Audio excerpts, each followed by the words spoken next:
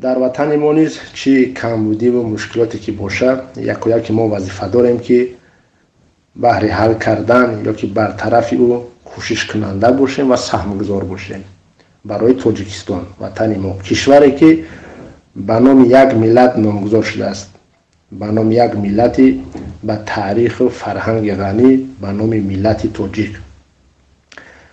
لیکن غیر از ملت تاجیک در سرزمین ما با ملت های دیگر هم همچون شهروند جمهوری تاجیکستان زندگی میکنند.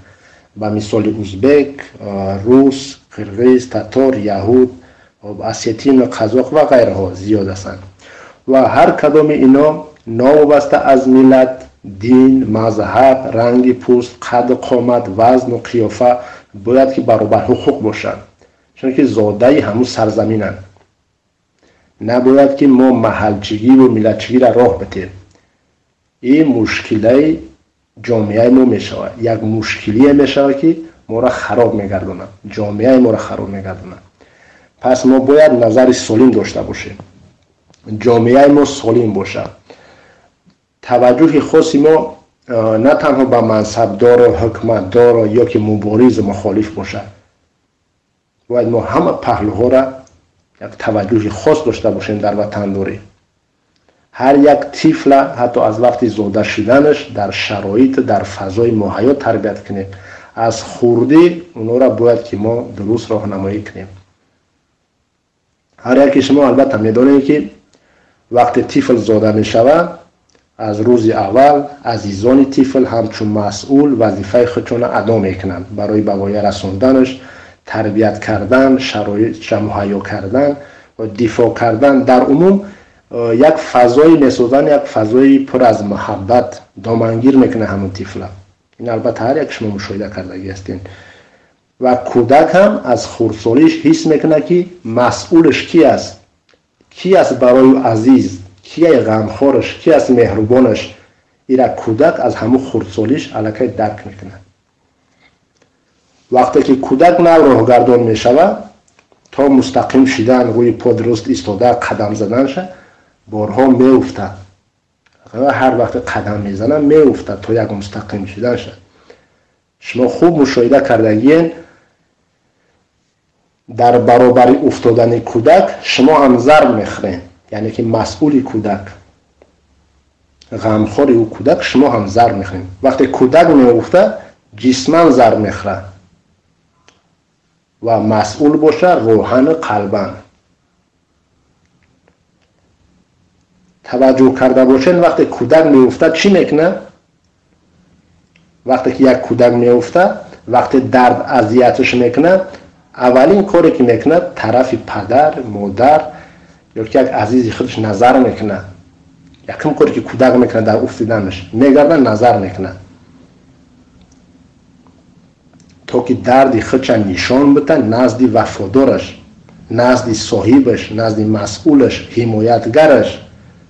چون که طفل میدونه کی است برای او غمخوار، الکی او درک کرده. یه رفلکس است.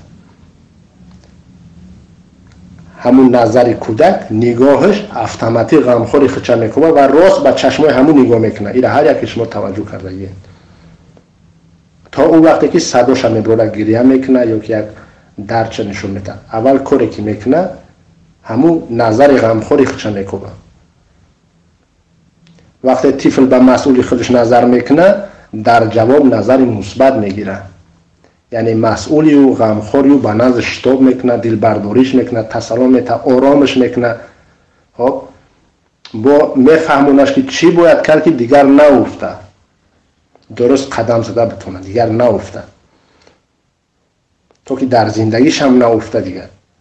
اینا در کودکیش میفهمونه مادر، پدر، غمخوری همون طفل. خب ما برمیگردیم به این نقطه، یعنی به افتادن طفل ما دیرتر برمیگردیم.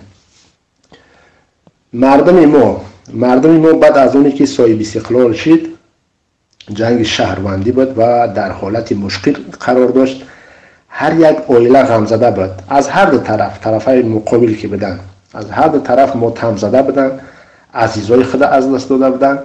بعد از اون وحدت قلبکی که ما میگیم، مردم به یک خلاصه آمدگی بود، به یک خلاصه آمد که از حکومت چیزی طلب نکنه، نه از لحاظ اقتصادی، نه از اجتماعی، نه از امنیتی، نه از دیگرش.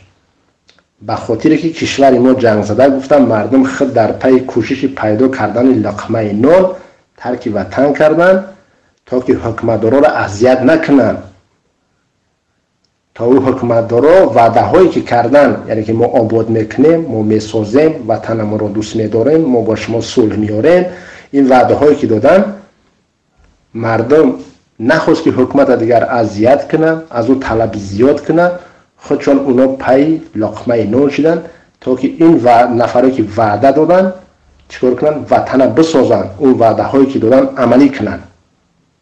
اما مردم چقدر بیرون کشورمون چقدر بهر لقمه نان کوشش و تلاش میکرد، اما قدر مسئولین از مسئولیت خود دور میشدن، چون که دیدن اون کارهایی را که باید مسئولین میکرد اون مردم مهاجر عملی میکنن. اقتصاد کشور حاکمیت نه، بلکه مهاجران میسازن و نگاه میدارن. اون شخصای نفرایی که وعده دادن اونا به عیش نوش سرخوشی مشغول بودن و برای اون مردمی که ترک وطن کردن خواستن تا یک مدتی را اذیت نکنن حکومتدارا را، تا که اونا بسازن وطن، تا یک مدتی را که پس لقمه نان بدن. این طرز زندگی برای اونا را عادت شد. هر یک نفری که هجرت کرد، مطمئنم که هر یک شنونده شما میدونه این چیزا که هیچ وقت پیش خودش برنامه نگذاشته بود که من برم برای 10 سال 15 سال 20 سال مهاجر باشم. گفت این برای یک مدتی است، برای یک نیم سال 1 سال همی است، برای یک خانه ما تعمیر کردن است، برای یک سطح زندگی ما کم تر خوب کردن است که فردا وطنم آباد میشه، چون که مسئولین وعده ها دادن آینده درخشان است. نه که بالاخره چه کردن؟ اونا به همین طرز زندگی عادت کردن، همه هوش خیالشون برای لقمه نان صرف میکردن، لیکن در نکردن که در برابر پیدا کردن لقمه نان در غریبی ما ای خود منقورت ساختیم. مردمی وطن مونه یک مردمی که نامدار بود، یک تاریخ غنی داشت، علم و فرهنگش در سطح بلند بود، در جامعه جهانی همچون غلام طبیعت عنوان گرفتن. مردمی ما باعث مسخره میگشت در بسیار محفل ها. مردمی ما را چی در داخل وطن چی در خارج از طریق رادیو، تلویزیون، مجله و گازیت ها، در شبکه‌های اجتماعی، در دیگر جا ملامت و مسخره میکردن. برای چی؟ برای که ما برای لقمه نان و هر یک کارهای پسترین راضی شدیم، دست زدیم.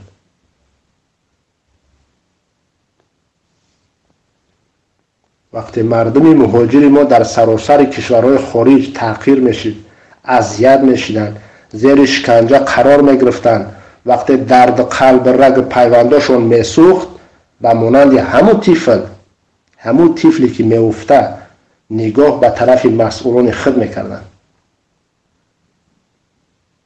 یعنی به اون نفرایی که میگفت ما مسئول شما هستیم، ما به شما صلح میاریم، ما میسازیم، ما وطنمون دوست میداریم، به همونایی که پی در پی به شما پاسپورت های گوناگون هم میفروشن که در اون پاسپورت ها نوشته شده است شما در تمام دنیا عزت دارین، قدر میشین.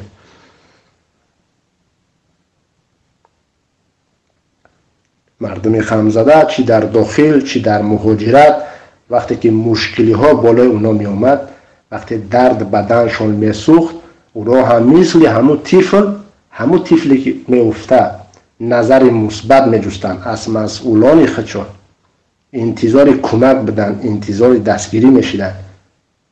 نه که در گوشای اونا فقط همون صدا، همون وعده ها می موند، ای چهره ها هیچ نشانی نبود، اون چهره را در پهلوی خود نمی دیدن. از اون نفرایی که به وعده های پوچ خالیشون مردم از سالهای طولانی در مهاجرت اندرمان میکردن، خودشون راحت عیش و عشرت میکردن در وطن.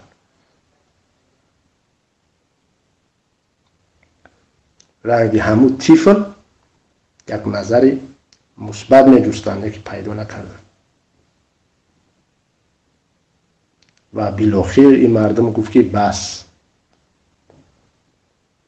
بالاخره مردم درک کرد که سبب همه بدبختی و از دست رفتن ناموس مردم، سبب زیر تحقیر و فشار و ملامت مسخره دیگر را ماندن، همین مسئولای سرخوش هستند، همین وعده خلاف هستند.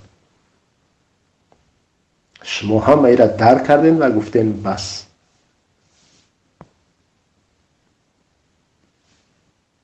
از روزی که گفتین بس، قیام کردین، تصمیم گرفتین که دیگر ظلم قبول ندارین و مبارزه را شروع کردین، جامعه جهانی در کوتاه‌ترین فرصت قبول کرد که مردم سرزمین تاجیکستان با کولگی زیر دست ظالم سرخم نشدن.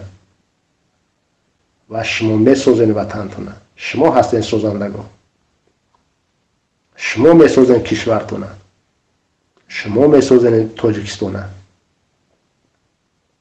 شما نفرایی که در مهاجرت بدین قدر وطن بیشتر میدونین، وطن بیشتر دوست میدارین. اکثریت شما امروز در مبارزه نفرایی هستین که نه وزیر بدین، نه دپوتات بدین، نه از پارلمان بدین، نه از دیوان مدعی خانش بدین، نه از دیگرش. شما امروز اکثریت نفرایی هستین که در مهاجرت بدین. درد مردم دیدین، اینا درک کردین. چند قبل مردم جرأت نمیکرد آزاد حرف بزنه، فکر و نظر خودش بیان کنه. نه که امروز خیلی تغییر یافته است. شما دیوار ظلم، همون دیواری که ظالم ساخته بودش، سوراخش کردین. امروز زیاد سوراخی رو پیدا کرد که ریختن اون دیوار هم دور نیست. امروز شما آزاد حرف میزنین.